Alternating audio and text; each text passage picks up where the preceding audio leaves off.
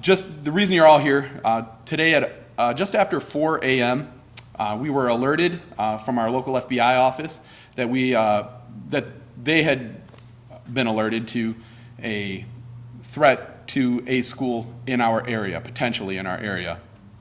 What they did was forward us the information that they had and some of the precursory investigative information.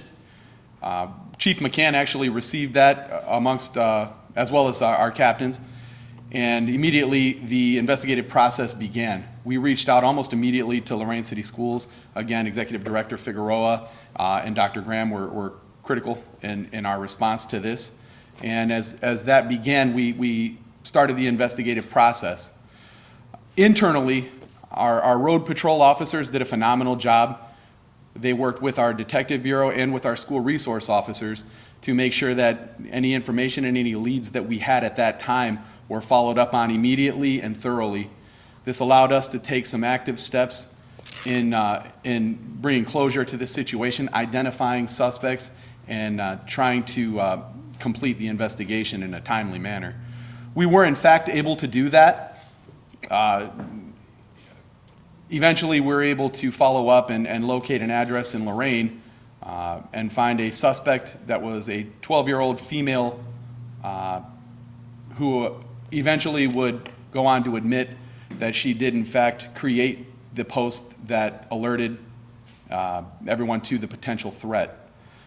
The suspect claimed that it was just a joke and that there was no actual threat that was being planned or no actual actions that were intended to be carried out.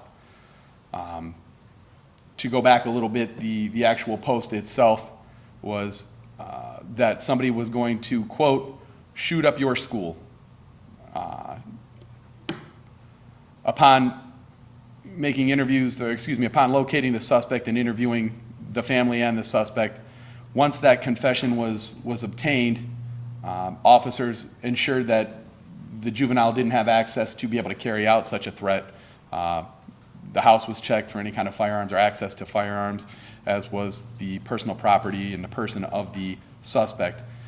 It was determined that she did not actually have the means to be able to carry out the threat, at least not readily available, at which time she was cited or issued a summons to appear in juvenile court for inducing panic.